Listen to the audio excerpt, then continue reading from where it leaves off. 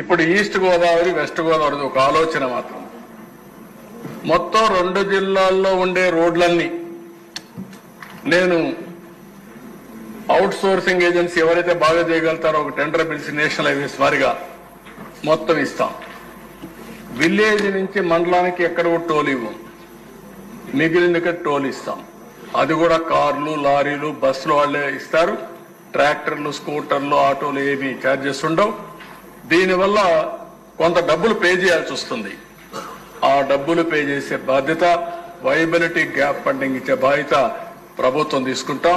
ఇది బాగుందంటే మీరు ప్రజలందరినీ కన్విన్స్ చేయగలిగితే నేను ఇమ్మీడియట్ గా పని ప్రారంభిస్తా.